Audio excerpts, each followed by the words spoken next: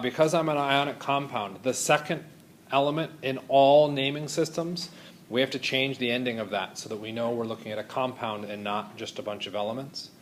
We change the suffix to become IDE when we're looking at a single element. Okay? So in this case, it's just oxygen, so it becomes oxide. How did I know to remove the Y, G, the E, and the N? What was the suffix?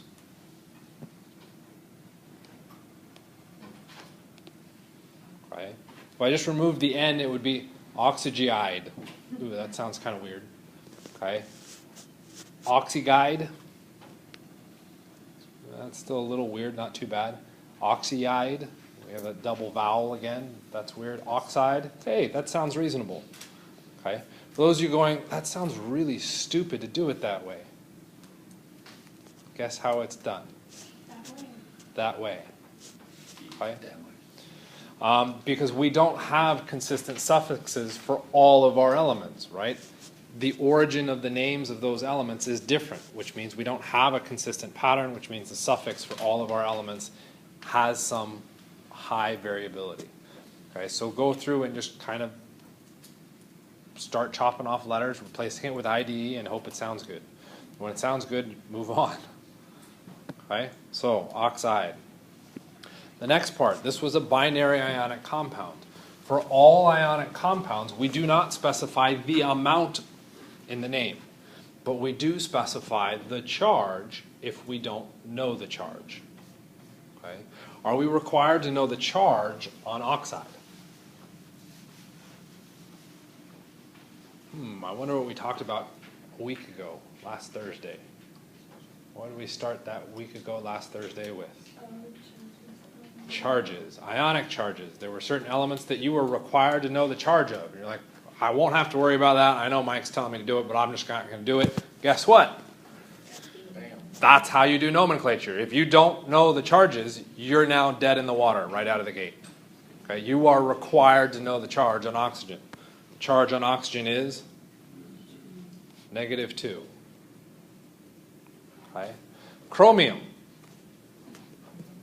You're not required to know the charge on that one. Well, to come up with a name, I need to know the charge. Okay, so this becomes problematic.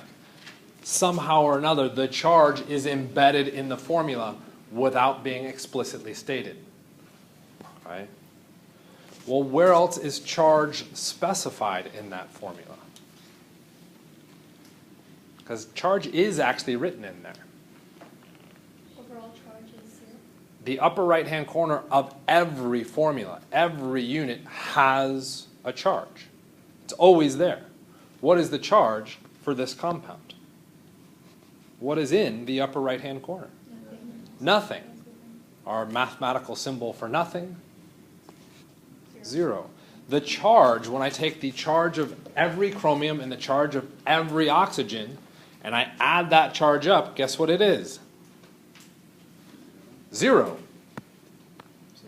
Okay. So I had 2 chromiums, so I have 2 X's. Plus I have 3 oxygens, right? When I add all that up, that has to equal that overall charge of 0. Okay. It could be a bit silly to go through and write every single one of those things out, so we could instead abbreviate this as 2 times X and 3 times -2. So I'm taking the number of the element times the charge on that element. This sets me up with 2x minus 6 equals 0, some algebra arrangements, and I would get x equals 3. The next part is, what did I say x was? And don't tell me 3. That goes back to the equation that I was looking at. The x was getting plugged in for the charge. So I now know that chromium has a charge of +3. Where do I write that information in a binary ionic compound? Roman numerals right after the element that's specified. Okay. Should I include it with the oxygen? I know the oxygen's a -2. So why not put it there? Okay. So a couple big things come out of this. The chromium is a +3, the oxygen is a -2. Do the Roman numerals show that? No. Okay, I would have to then add a minus in there. Okay, never mind the fact that now looks like minus 11, but okay. Why should I not specify it for the oxygen? Oxygen always has a -2 charge for the sake of this class. Okay? Because it is always true, we don't write it down, even if it is valid. Okay? Even if that is useful information. Okay? By definition, for the ionic compound, we will only specify the charge if we aren't required to have it memorized for the metal. Okay? Always the first element, never the second. Because the second one, guess what? You will always be required to have that charge memorized. Okay?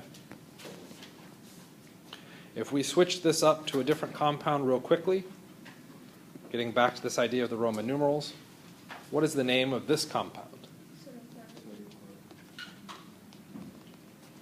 Sodium chloride. Notice there's no Roman numerals in this one. Okay? What is the charge on the sodium in this? It's a +1. Is it okay for me to write, so wait, sorry? Never mind, I thought you were talking about the whole thing. Nope, the sodium chloride is a plus, the sodium is a +1, the sodium chloride is neutral, 0. Okay. So sodium is a +1, chloride is a -1. Roman numeral, right, to specify the charge on the sodium. Is that untrue? No, that is absolutely true. Sodium is a +1. Is this the valid name for sodium chloride? No. And in fact, it is a wrong name for sodium chloride. If you run around talking to other chemists saying it's sodium 1 chloride, they're going to be like, you're an idiot. You don't know what you're talking about. Okay? Because that 1 is something you are required to know. Since you are required to know it, don't write it down. Even if it is more correct information, it's not relevant to the name of the compound. By writing it, you're providing extra information that could mislead somebody eventually. So because of that, the standard for a rule is the only time you specify the Roman numeral is if you are not required to have it memorized. Which goes all the way back to the ionic charges. How do you know you were supposed to have it memorized? I told you which ones to have memorized. You need to have those ones memorized so that you can do your ionic nomenclature correctly. Kind of make sense? You guys have a question? I was asking, so is that the name for the formula then? Chromium 3 oxide? So the name for our CR203 is chromium 3 oxide. And we do include 3 because we're not... We need the 3 because chromium is one that we're not required to know the charge on. Okay, why were we not required to know the charge on it? Because it can change. Depending on chromium's relationship with the other elements around it, it can vary. I think it can be, for sure, chromium 3 and chromium 6, and I think I've seen 4 and 2 pop up. Right? So because of that, we have to specify it as a Roman numeral. Last one's tricky, because we got to do the reverse. Okay, so we'll do the same kind of idea. I want the symbols. Lead is Pb. Okay. Some people were looking that up. Perfectly fair game to look that up because you haven't memorized it yet. Okay. You should have. That's okay. Okay. We should have had a lot of things memorized, but we need to keep working on it. Okay, remember, there's that list of elements that you're required to have memorized.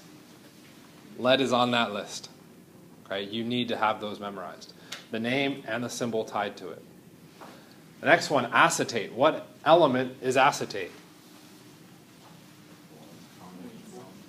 Okay.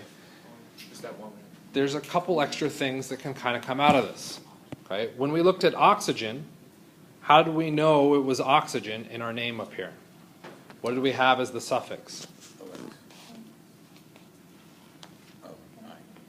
Ide. Okay. We have the letter D. That D is a big signifier that we are looking at an element by itself, not a complex ion. It's not perfect, but it's pretty close. Okay. If we move down to acetate, what's the ending? What's our suffix? 8.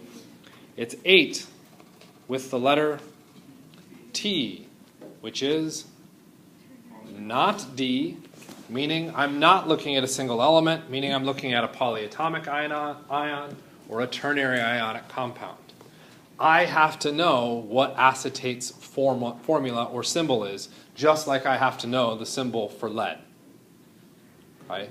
So I may have given you 40 to 50 elements that you had to have memorized, their symbols and their names. We're now adding complex ions into this list. Okay, yay, your textbook gives you about 20, I think it's 18. Okay, of those 18 complex ions, how many did I tell you that you have to memorize? 7. I actually don't remember. 7. I wrote them down. Okay, there you go. 7. So there's 7 of them. How'd you write it down? When did I tell you that? On the video. Yeah, in the nomenclature video that you need to watch. Okay, in that video, I've got 7 stars next to elements or next to complex ions that you need to have memorized. Well, what about them do you need to have memorized? The name, the formula or symbol, and the charge. All 3 things have to be memorized. Okay, why the charge? Because the charge is the same every time you look at it. So when we look up our formula for acetate, it is C2H3O2. Probably the most complex formula that you have to have memorized for the polyatomic ions. Okay? You have to know it. This is not carbon hydrogen oxide. Okay? This is acetate. Okay? Why is it acetate and not carbon hydrogen oxide? Carbon hydrogen oxide is following under our nomenclature of the binary covalent compounds, which becomes a problem right out of the gate because there's 3 elements. It can't possibly be a binary covalent compound. Why is it out of all words possible? Why did we pick acetate for this? The compound, when we change the reaction or add an extra hydrogen to the structure, becomes acetic acid. Why did we call it acetic acid? That's a good question. Why do you go by Braxton and not Chris? Somebody came down and said, this is what I'm going to call it. Okay. Arguably, believe it or not, acetic acid probably has a better origin of a name than you do, because I believe the acetic acid comes back to a Latin or Greek root that has a tie back to it. Okay. Yeah, it's perfectly awesome. I'm not saying your name is bad. I'm just... It's okay, Chris. So, acetate, okay? The other thing that we had to memorize for acetate was that it's a -1 charge. Where do we typically write charge? Upper right-hand corner. Why am I not writing it in the upper right-hand corner? You said red only go for... Okay, that seems a bit weird. Why shouldn't I put it up there? We'll come back to that in a little bit. I like to write the charge when solving a name underneath. Okay? To put together the formula, I have to know how many of each of these things go into the compound. How much lead, how much acetate. Okay? Just like when we looked at Cr2O3, the 2 and the 3 were in the formula. Okay? How did we figure out the 2 and the 3? That tied back to the charge. Okay? So now that I'm going from the name to the formula, I'm going to have to take advantage of the charge information as well. Well, what is the charge on lead? How do you know it's a +4? That's our Roman numeral. The Roman numeral is specifying the charge on that metal ion. I know the lead is a +4. Okay? If we looked back at the work that I had written out, okay, what we should have seen was x times +4, y times -1. This will then equal 0. Okay? Because at this stage, everything you're solving for in a name has 0 overall charge. So it's officially the overall charge. In this case, it needs to be 0. Okay? Which then sets us up with a tidy little equation, 4x minus y equals 0. Anybody tell me an interesting thing from maybe algebra about this equation? It can be a lot of numbers. Okay? This is not, what is it, definitely solvable or finitely solvable. There are multiple ways that we can solve this.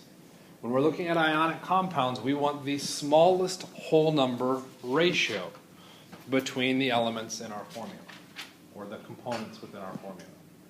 Which means x and y need to be small numbers. Okay, so I could potentially go through and solve for 1,000 and 1,000. That's going to suck in my formula. Okay, those are going to be too big. So to solve this, what I ended up doing was looking at it, and since I've solved them enough, I took a wild stab of a guess and happened to be right. Okay, so let's take a wild stab of a guess this time and be wrong. I'm going to guess that y equals 1.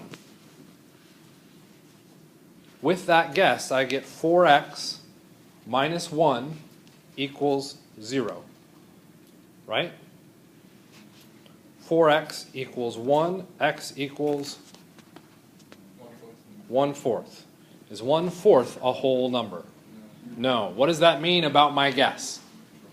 It was wrong. What does that mean I now do? I do another guess. Okay? I could go back and guess now that y equals 2. Okay? By just leveling it higher. I would argue instead of leveling y higher, what I should do is try x equals 1. Keep them as low as possible first and only scaffold up if I have to. Okay? If I go through and make the substitution x equals 1, what am I going to get? 4 minus y equals 0. I get y equals 4. Okay? And I now have my answer solved. If I'd gone through and said y equals 2, what would happen? Doesn't work. So y equals 3, doesn't work. Y equals 4, oh, now it works. Okay? I would have had to scaffold through a whole lot more solves than if I had just jumped to x equals 1. Does that make sense? So when we're coming up with the amounts of each of those, we are literally guessing and checking our work. Okay? Some people will look at it and be like, aren't those just the simplest multiple? Yeah. Okay? You're looking at the simplest multiple on that, and that's fantastic, that's good, that's awesome for you. Okay? Everybody else, if you don't see that, you need some way to go through and solve to find that. Once you solve enough problems, you'll pick up the patterns and you should be able to write out those formulas relatively quickly without having to do all the algebra. But the algebra is the long way to guarantee you're right. Make sense? Okay. What did I say x was? I said x was 1. Okay. Now you cannot say 1. What did I say x was?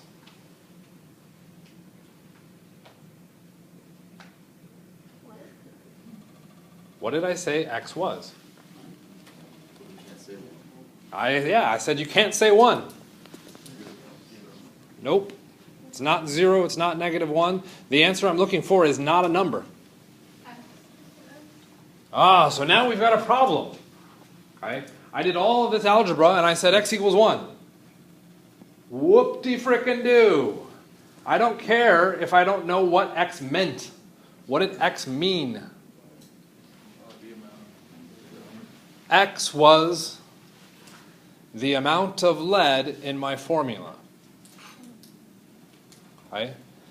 It has two meanings, the numerical solve and where I was doing my substitution. Okay? Which means back to my formula, I could write this as lead 1. Okay? Ones get implied very often, so I don't show the 1. Okay? What did I say y was? 4. What did I say y was? Don't give me the numerical answer. The number of acetates. So I get 4. I can then put a box around my answer, walk away happy that I've solved everything. Why not? It's 1 lead and 4 acetates. You got 24 oxygens. It looks an awful lot like I don't have 4 acetates. It looks like I have 24 oxygens. How can I make sure that that's not the case? Parentheses. Drop the parentheses around it to make sure it's clear that that's what's happening. Make sense?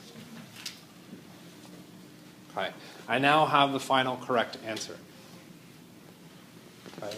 I did say I was going to come back to why I wrote the charge underneath. Okay, what if I had not written the charge underneath? Where would it have been written? Top right. Okay, so I was saying the acetate was a -1. By doing that, what does it look like I'm now saying? My correct formula is lead acetate with a -1 charge. Is that true? No. Okay. If we take it a step further, we put it there so that we knew the charge on acetate. Well, don't we know the charge on lead? Shouldn't lead also have the +4 in there?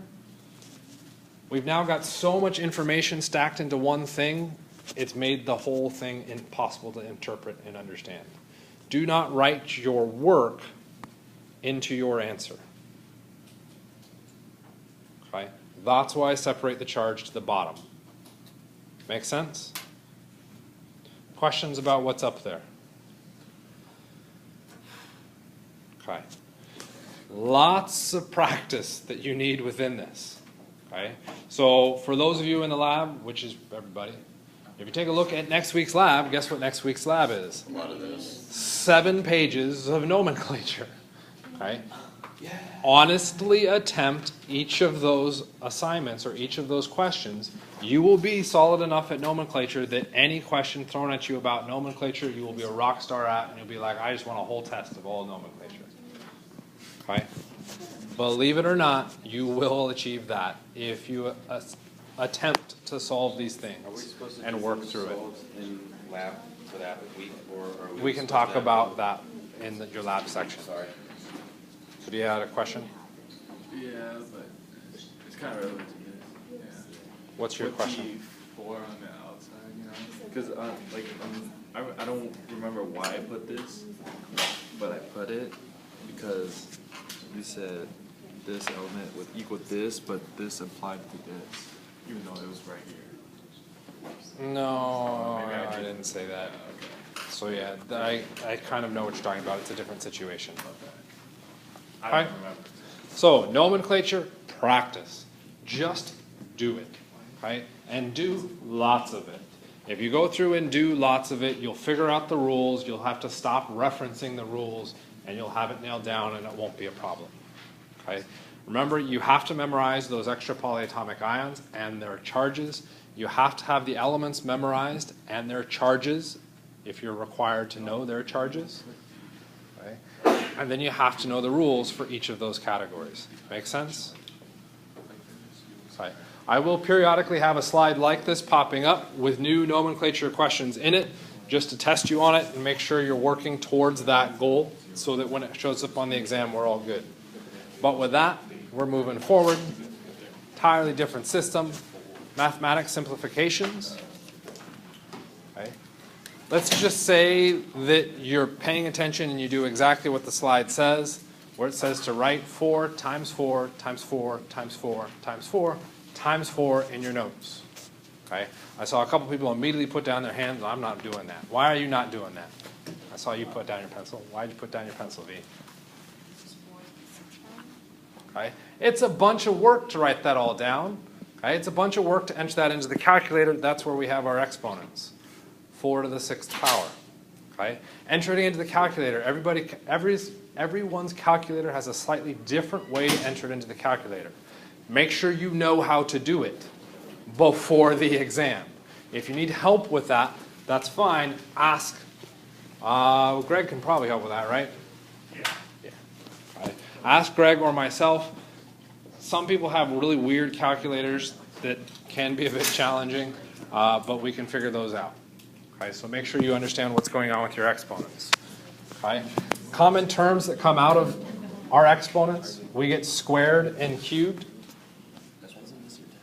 Let's take a look at a square, right? Let's say that's a square. How do I measure out the volume of that square? Base times height. Area of the square? I don't care. Give me the space inside the square. The area. Okay. We could say base times height, but those are the same thing, right? So it's just x and x. So it would be x times x. Ooh, x was a horrible variable. Let's pick a. So it would be a times a, also known as a to the 2nd power, also known as squared. That's where the squared word is coming from. Cubed. How do you get the space inside the cube? Length times width times height. All of them are the same. It would be a times times a, and I'd have a to the third power. That's why we call it cubed. Okay? Next fun one that comes up is our powers of 10. Super, super important when we're looking at scientific notation. Okay? It is our way to represent or scale numbers to really large amounts and to really small amounts. So to get our powers of 10, we've got 1 million up at the top. That is 10 times 10 times 10 times 10 times 10 times 10, also known as 10 to the 6th power. Okay? So we can use our powers of 10 to scale things up and down and kind of simplify our numbers. Okay? To scale it down, what do we have to do? We have to divide by 10. And we can do that by saying 10 to the negative 6. So by changing the sign, it changes where our calculation is run. Okay? Scientific notation is ultimately a lazy way of approaching these numbers. So I have those two numbers. Okay? There's a lot of zeros tied into both of those. I don't want to write all those zeros out. So I invent scientific notation. And by doing so, I can now simplify what I have to write out, for the same reason we would simplify our exponents. So what is the scientific notation for that first number? 63 times 10 to the 5th.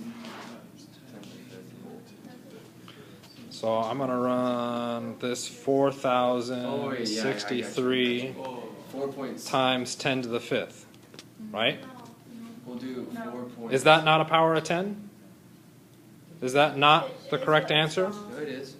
Right? 1, 2, 3, pen. 1, 2, 3. You were here was our decimal, right?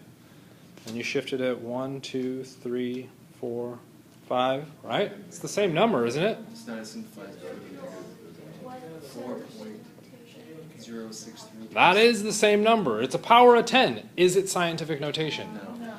No. Scientific notation means you take your first significant digit, and that first significant digit must be placed in the ones location. If it's not there, it's not scientific notation. It may still be a valid representation of the number, but it's not scientific notation. Okay? That's kind of frustrating and irritating, in my opinion, but that's the way it works. So for that top number, this becomes 4.063 times 10. Look at how we shifted it. 1, 2, 3, 4, 5, 6, 7, 8 locations to get our decimal over there. So if there Is was 406 million a big number or a small number? It's a big number. So that 8 needs to be positive. But they don't really specify positive, like they only specify negative, right? Do we need to specify positive? No. Right? If I give you $20, you're like, yay, I got $20. Okay? I don't need to say, here is plus $20 for you. Okay? So we can assume that plus sign. So if there was a 2 in the ones place in a number, you couldn't do scientific notation. There was a 2 in the ones place? Like right there. 406 Oh. million 300. Oh, 1,000. I could still do scientific notation if I had a 2 in the ones place. Yes.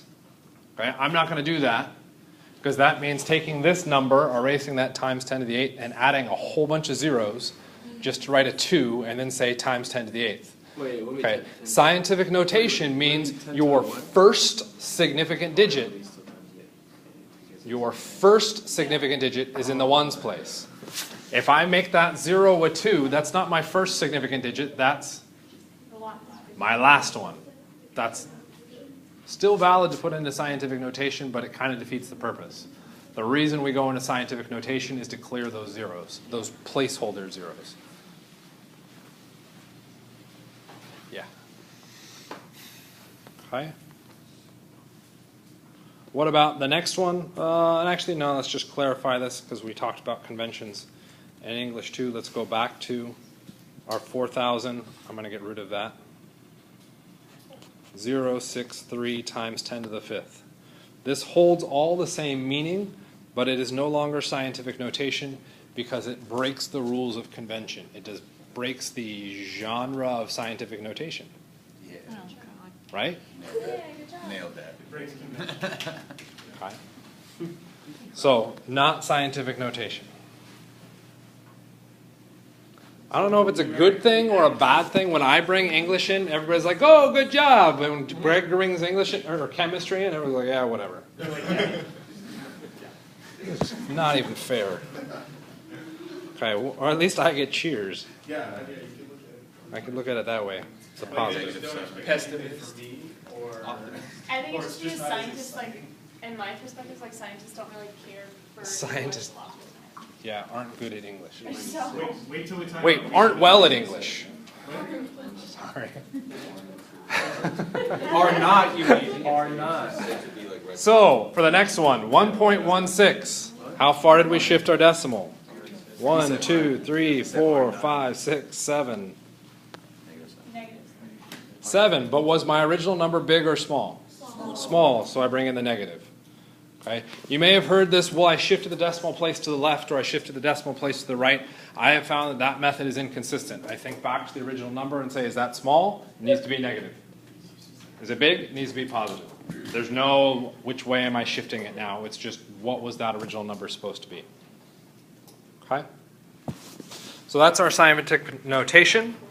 We kind of have a sig fig thing here that needs to get adjusted. So let's clean this up a little bit. Okay, so somebody measures distance to the moon. How many sig figs in that measurement?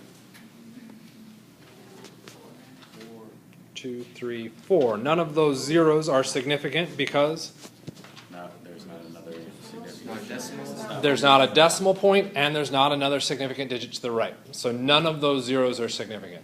Okay? So this measurement was measured according to the 100,000s place. Right? So somebody went through and said, let's just measure the distance, but we're only going to look at 100,000s of meters. Does that make sense? Okay. New physicist comes along, measures the distance to the moon, but measures it by thousands of meters. How many sig figs now? Okay, thousands of meters. I'm going to write the number again, a little bit larger. Thousands of meters measured to the moon. How many sig figs in that measurement? Same number, 4. Okay. So I'm hearing one person, or at least a couple people saying thousands, it's still 4. It is a trick question. Why is it now 6? Those two zeros are now significant. That is my thousands place, right? Yeah. Okay. Because I've measured according to thousands, I know that those two zeros now underlined in purple are not digits 1 through 9.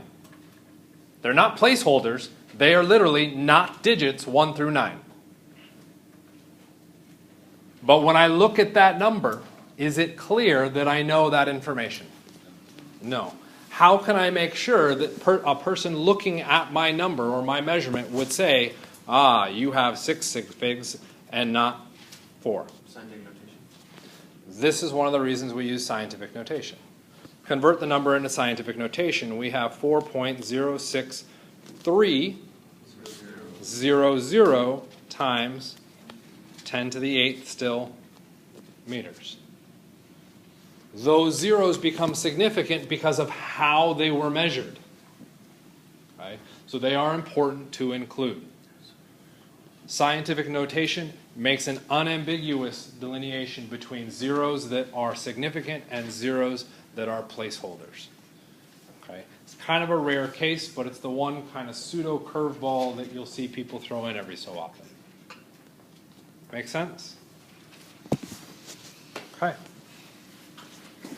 Yep, sorry, let's not worry about all that. Metric system.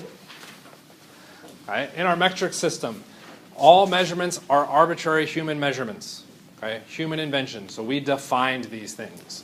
Okay? If we look at the standard metric system that we're used to working at within science, length is measured by meters, okay? Mass is measured in grams, volume is measured in liters, and time is measured in seconds. Your textbook refers to those as the basic unit. I would like to make a change to that.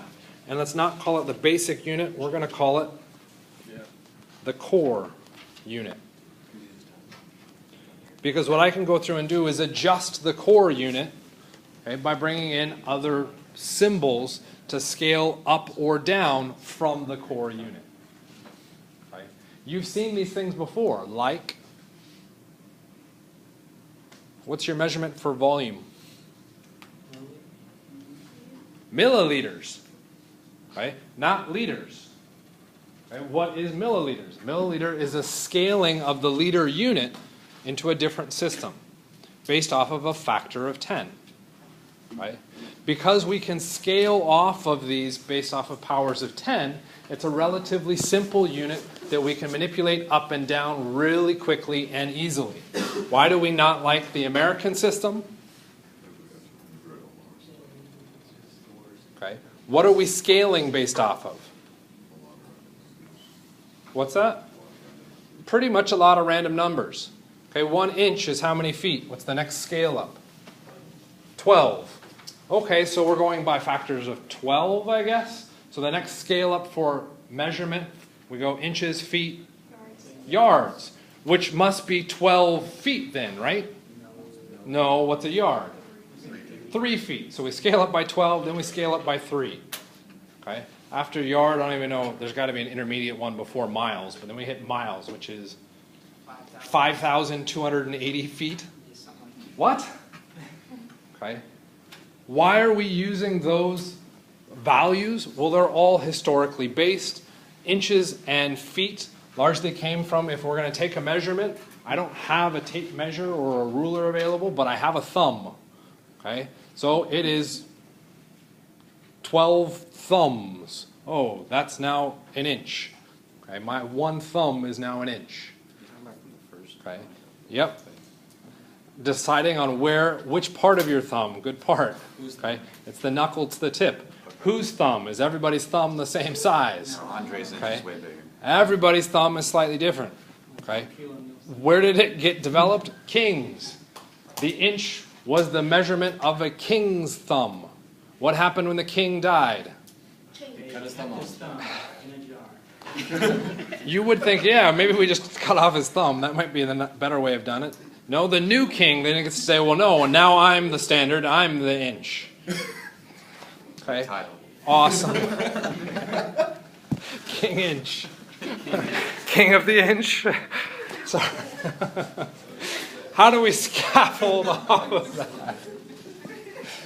Use a prefix. The prefix will imply a power of 10. Right? So. Wait, we're coming back to Latin root words? Say what? Yes, Latin root words. Thanks, Greg. Let's regain focus. I feel like we just talked about this. Yeah, we had Latin root words when we're looking at nomenclature, and in English we have Latin root words when we're looking at our scientific conventions for powers of 10. Okay? Tera means 10 to the 12th. Mega, 10 to the 6th. Lauren. Capital M means 10 to the 6th. What did I say it meant? 10 to the 6th. See, I was right. Okay. Doesn't happen very often, but I was right. Okay. You are responsible for knowing the symbol tied to the power of 10. Ah, another thing to memorize. I wish somebody would come along and say, like, I don't have to memorize all of those.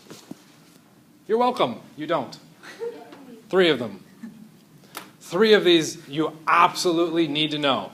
Kilo, centi, and milli. Why those 3? Those are the most commonly used. We could go the arbitrary I said so, but those are the most commonly used. Okay? So for that reason, you need to memorize those 3. The other ones will still pop up, both in slides within this class, okay? Maybe even this very class period, and also in your homework. Okay? How can we decide what we should do? Or what would happen if I asked you something about deci? Are you expected to have that memorized? No. Why not? Because I said so. How do you solve the question then? You do not skip it. You have this document. Look it up. That's how you solve it. Okay?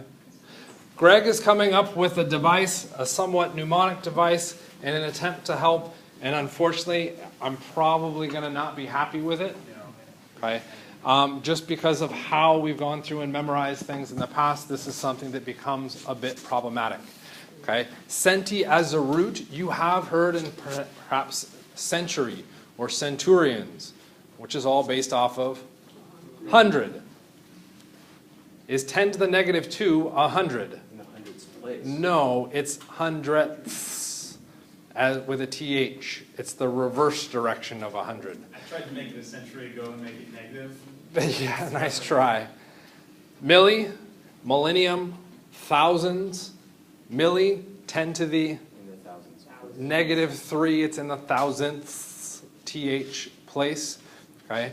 And we'll discuss again why I find that mnemonic to be problematic when we deal with unit conversions. Okay? The biggest one has to do with kilo. Kilo is actually 1,000. Okay? Milli is 1,000th. Okay? It doesn't quite line up correctly. And depending on how you set up your conversions, you can misplace the power of 10 in your conversion, and your number goes from being 100 points in the class to being 100th of a point in the class. Okay? It's a pretty big scalar difference. Okay? So I really do want you to memorize the powers of 10 as written here back to that prefix. A lowercase m is 10 to the negative 3. Okay? And we will look at reasons why I think that is important. Again, hopefully this class period, but we'll see. Okay? So, how can we go through and use this? Okay, so let's create some new units. Okay, if I wanted to go from 1,200 meters into a new number and a new unit, one possible way to do this would be to convert it to scientific notation. 1.2 times 10 to the third. Is it third? Yeah. Meters. What did 10 to the third mean? Kilo. So this is 1.2 kilo meters. Okay. It allows us to scaffold fairly quickly and easily off for a single conversion. How about the next one? 1.2 10 to the negative 2. What are we, seconds? What is negative 2? Centi. So I get 1.2 centiseconds. Yes, that does exist. I thought it was funny to make everybody say it, so that's why I did it. Okay? Should we do the next two, or give you time to do the next two, or you think you got it? Take a crack. Not take a crack, not take some. Jeez. Are we still talking about kilos? I'm confused. Kilos of crap. You're down to 40 seconds to complete those last two.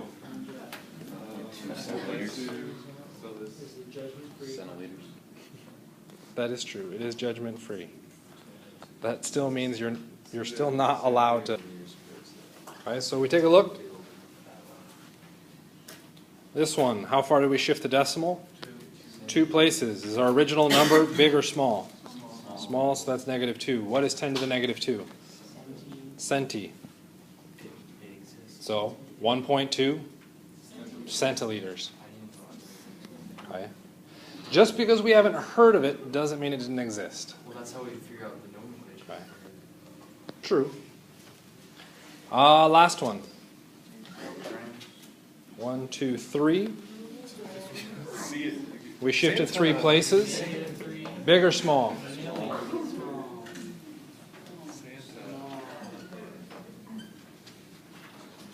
It's small, so it's negative milligrams. Make sense? Yes. Okay.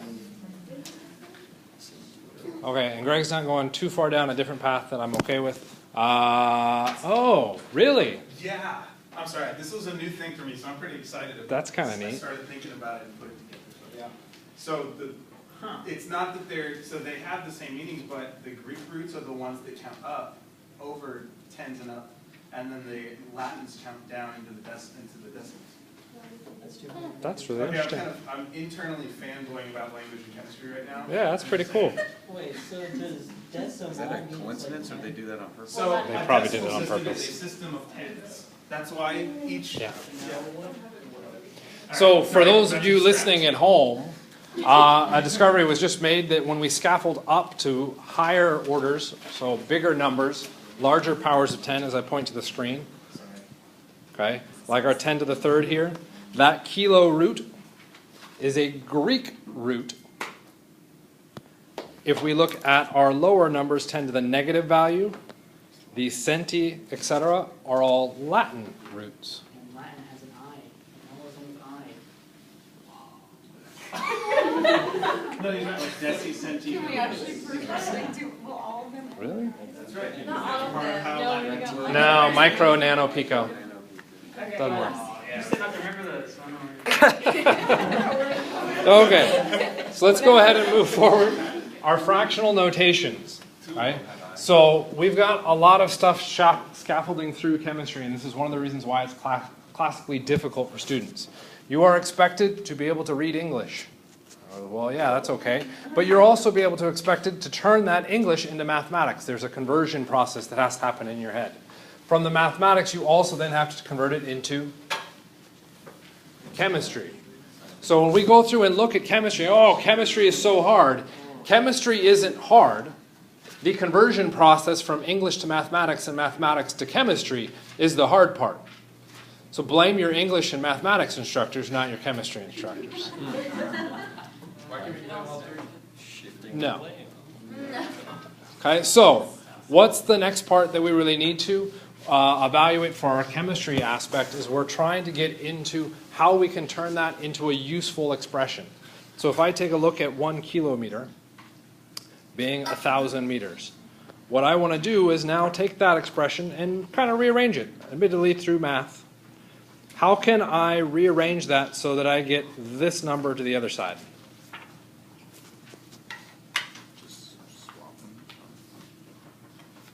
So swap them. Do this.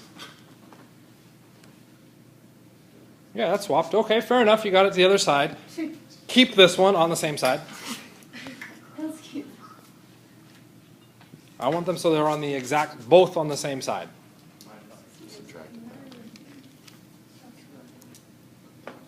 Okay, so we could go through and do a subtraction. That's fair. No one's actually suggested that. That's pretty solid. Okay, so we could get 1 kilometer minus 1,000 meters equals 0. Okay? Interesting dilemma we encounter with that. Can we do addition subtraction if we have different units? No. So that calculation in and of itself doesn't help us. Right? It's valid, it did get them onto the same side, so you did what I asked, but unfortunately it doesn't take us to a useful path. Oh, divide. Don't give me yellow. 1,000. We'll divide both sides by 1,000 meters. What happens? I get 1 kilometer over 1,000 meters equals, what was that, Braxton? Oh, wait, no, sorry, let's switch it. Equals 1. So now if I multiply or divide anything by that value, what am I doing? Multiplying or divided by 1. I am multiplying and dividing by 1. What does that do to the meaning of my statement? Nothing. Okay. The power of this is that I can choose to insert that factor in at an appropriate time where the units can cancel out. I can still do the multiplication division, but I can start to come up with ways to cancel the units. Okay? So what we've generated here is a conversion factor or a unit factor with our fractional notation. We can now multiply anything we want as long as it equals 1. Is there another unit factor I could have gotten out of this? Yes. The reverse of it. I could have gotten 1,000 meters is 1 kilometer. Depending on what I'm trying to do, I may want to use one or the other. Okay? What if I used both?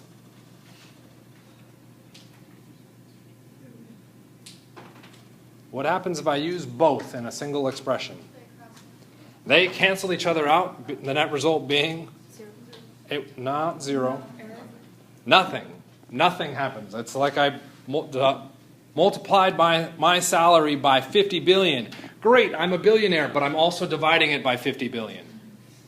Okay? The net result is nothing changed to me at all, one way or another. Right? So we don't want to use the same conversion or inverses of the same conversion in the same expression, okay? Because it cancels out that we ever put it in there. Okay? So we can do that with kilometers. We can also do it with centimeters. Okay? Same kind of concept applies. R10 to the negative 2 instead of 10 to the third. Make sense? Where's the power of 10 in this conversion? Describe to me where the power of 10 is located.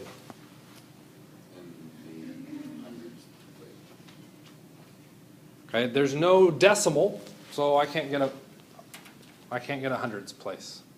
That doesn't help. Where is the power of 10 located within those conversions?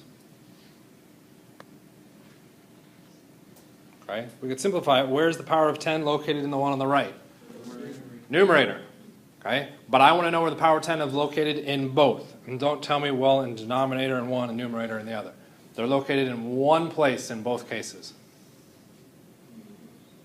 Say that again. Meters. They're located in front of meters. What was meters? The core unit. Your power of 10 is always affiliated with the core unit. We go back to the previous one with our kilo. Where's our power of 10? Directly in front of meters, which happens to be the core unit again. Your power of 10 should always be affiliated with the core unit. For those of you saying, well, 1,000 doesn't look like a power of 10, you're right, it doesn't look like one, but we could make it look like one by doing what? Make it 10 to the third, and it's now a power of 10. And also 1b power of 10 as well. 1 as a number is a power of 10. What is its power of 10? 1 times what? Power of 10 equals 1. 10 to the 1. Please enter that into the calculator. What do you get? 10. So it is not 1. It is 0. So yes, 1 is technically a power of 10, but the power of 10 disappears from the equation by becoming 1. Okay? So this next part, I'm always usually a little bit nervous on. Anybody that's mathematically adept is probably okay with it. Anybody that's not mathematically adept, feel free to close your eyes, ears, not pay attention to the next couple sentences. Okay? We have powers of 10. What do those powers of 10 mean? Okay? What does that negative or positive mean? It's either a big number or small. That is one possibility, big or small, when we're looking at scaling a number. I want to know mathematically, what does it mean? Multiplying or dividing. No, sliding zeros, I think I heard it there, Multiplying or dividing. has to do with sort of our multiplication or division. Okay? If we're doing 10 to the second, we're saying we're multiplying by 10 all the way out, whatever our number is, times 10 twice. Your other option was saying divide by 10. We divide by 1. Okay, on the bottom. And that kind of sucks because we're bringing in a new symbol. I would make the argument that we have an easier way of doing this. 10 to the second, because it is positive, means I need to do the calculation of 10 to the second where? In the location of wherever the calculation is located. What? Where is the calculation located currently? In the numerator, which means I will take 10 to the second and I will place my answer in the numerator. Okay. 10 to the negative second. Over 100. Okay. It's 1 over 100, which is the same as saying 1 over 10 to the second. What does the minus sign mean? Run the calculation in the opposite location of where it is currently at. 10 to the minus 2 is located in the numerator, which means run the calculation of 10 to the second in the denominator. It allows you to very quickly swap, okay, where you're running your calculation and can simplify some calculations if you want. If you don't want to deal with that, this is why we have calculators punched into the calculator. Okay, so with that, we'll move forward. Okay, conversion is a process. Okay, and this is where we'll kind of end, or getting darn close to ending. So I'm going to give you kind of a difficult question to convert. Please take a couple minutes to go through and solve this, and I would appreciate it if you did not shout out the answer right away. Okay, I want you to convert, or how many, let's do it this way, let's actually give you a question. How many feet are in 3 inches, let's try that again, 36 inches. Right? If you think you got the answer, go ahead and hold your hand up.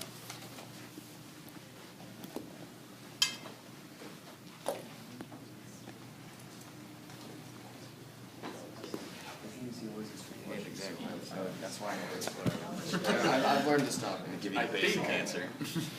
You should not stop answering, okay? Even with trick questions. The idea is to answer the trick and be like, okay, now I know why and how to adjust from there. It's not a question of stopping the answer. Okay, so what is our answer? 3 feet. Everybody agree? Yeah, that would be correct. That would be the correct answer. Good job. Okay. But the part of this that I wanted is actually not the answer. I want your process. How did you get 3 feet? 1 foot is equal to 12 inches.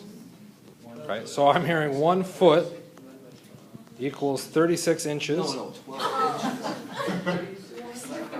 12 inches, and that somehow equals 3 feet. Okay, that seems really weird. I heard another one. 36 divided by 12 equals 3 feet. Everybody agree with that? Ah, good. Someone with a trick question is now like, okay, no, that can't be right. Why can't that be right? 36 divided by 12 does not equal 3 feet. 36 divided by 12 equals 3. Okay. And you're like, oh, that's dumb, Mike. Why are you doing that? I'm doing that because you understand this. What I want you to do right now is to come up with a process, okay, that allows you to solve this, showing all of the units, so that when we switch to a question where you can't do this math, you now trust the process to solve it for you. Okay? This entire section is literally full of calculations that you're going, that's a stupid calculation, I can do that in my head. Okay? That is the point of this section. You are able to do it in your head. What you need to do is develop the process so that you now trust the process to get you the answer that you've got in your head. So that when we get to a point where you can't do it in your head, you trust the process to get you there. That is this whole point. So how do we fix our process now? 36 inches over 12 inches. Okay, so here's another option. 36 inches over 12 inches. Still not going to work. What'd you do? I put it over 1. Okay. You put 36 over what? 1. 1. Okay. And I did, That's kind of weird. You're making it a fraction. Doesn't that change its meaning? but then you would put 12 inches on the bottom. Still deal with, well, okay, so I'm not 1 now. I want 12 on the bottom? No, you would Another multiply fraction. it. Okay, another And fraction. then put 12 on the bottom, put inches with that, and then on the top put 1 foot, and then solve it that way. That's how I do it. Your inches cancel, and you'd be left with 1 foot, or 3 foot. Okay? Back to the question about that 1. You made it a fraction. Doesn't that 1 change the meaning? No, Why not? because 36 over 1 is 36. 36 over 1 is still 1. Do you need to put a denominator? 36 over 1 is 36. No. But when we go through and set up these dimensional analysis problems, okay, it is easiest if we have a numerator and denominator all the way through. So go ahead and put in a denominator. Okay? We don't want to bring the 12 in immediately. Okay? Why not? Were we given 36 inches per 12 inch feet? No, we were given 36 inches. Write exactly what's provided to you. 12 inches equals 1 foot. What you did was rearranged that expression so that it equaled 1. So you then took 36 inches times 1. You're not changing the number per se, you're changing the unit. Okay? That allows you to set up your conversion and run more smoothly through them. Okay? Your textbook outlines this very nicely. Start with the unit you want in your answer to the far right on your page, then write down your given value, and then start your conversion process. Okay? Please, feel free to fight this whole setup process. Okay? And I will let you fight me as much as you want right now, because you'll be like, I've got the right answer, why do you care? And I'll be like, just wait till Unit 3. And when Unit 3 hits, and you come and ask for help, and you're like, I'm getting the wrong answer. And I'll be like, well, where's your process? And you'll be like, well, I just punch stuff into the calculator. I can do that too, and I will also get the wrong answer. The process is what you need right now. Only the process. We're picking questions that you can solve easily so that you can start to trust the process. That is it. Make sense? Okay.